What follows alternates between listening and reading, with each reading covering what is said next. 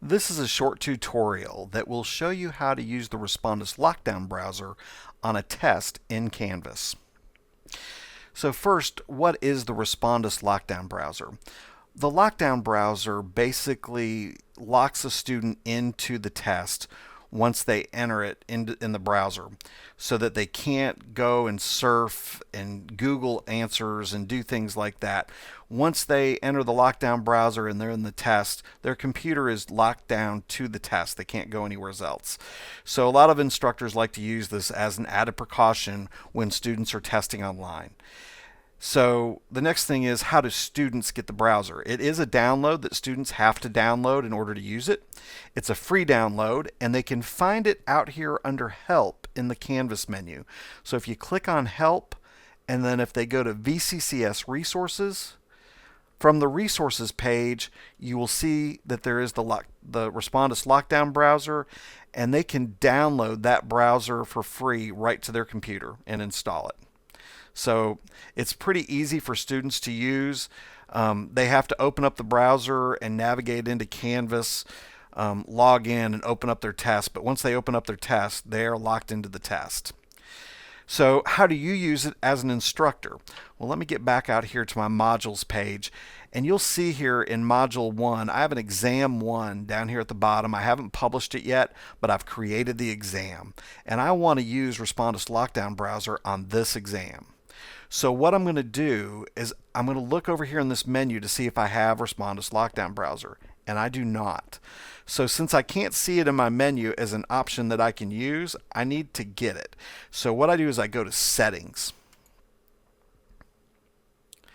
From the Settings page, you need to go to Navigation and click on that tab, and you'll see that all the buttons that you have that are visible in Canvas are up here in the top section on this page. But below this, there are a bunch of tools that you don't normally see in your Canvas that aren't available for students to view. And one of those tools is the Lockdown Browser. So all I'm going to do is I'm going to put my mouse on Lockdown Browser, click and drag it up to above the line. And just as soon as I have it up there, if I let go, it's now above the line. So it's something that you're going to be able to see in your menu. And I'm going to come down here to the bottom and I'm going to click Save. Now if I look in this Canvas menu to the left, you'll see that Lockdown Browser is showing. So I'm going to click on Lockdown Browser. And when it opens up, you'll see that it lists all of the different assessments that I've created in this course. And one of those is Exam 1, which is the one that I want to use it on. So in order to apply the Lockdown Browser to this exam, I click the little downward arrow and select Settings. So now it gives me the option to either don't require the browser or require the browser. I want to require it, so I'm going to click this little radio button. And now it's going to give me some more options. And you'll notice that I want to require the Lockdown Browser to view feedback and results. That's good because it keeps students from being able to print any of that information out. So I usually leave that checked. If you want to assign a password in the Lockdown Browser, you can do that as well by just typing your password in here. And if you're using the Lockdown Browser in coordination with the Testing Center, you'll have to share that password with the Testing Center at Virginia Highlands Community College so that they'll know what to put in for the password when students go to get in the exam.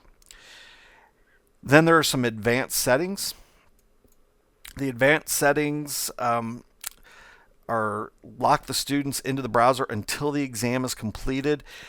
This sounds like a really good setting. However, I don't usually recommend turning that on.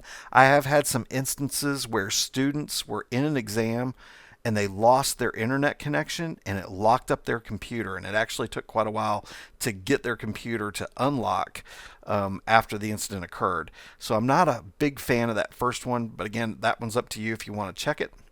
Allow students to take the exam with an iPad. I personally think that's a great idea. A lot of our students use iPads to do their coursework, so I don't mind turning that one on at all. Allow access to specific external websites or web domains.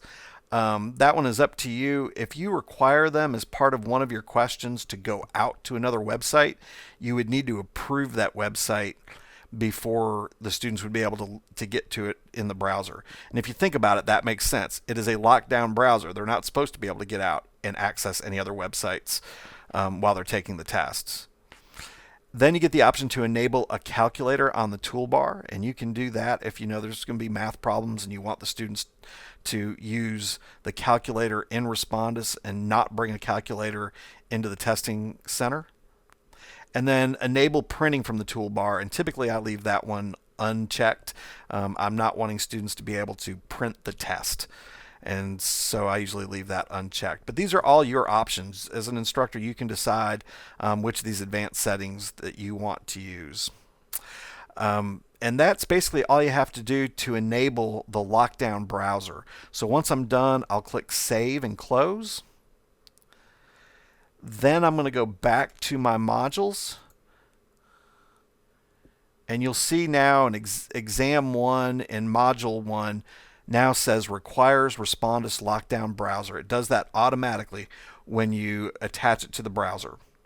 So as far as I'm concerned, this test is good to go, and I'm going to go ahead and click the publish button so that test is published and now students can get to it. But that is how you assign the lockdown browser to an exam so that students have to use it as part of the process. This concludes this tutorial on how to assign the Respondus lockdown browser to a test in Canvas. Thank you.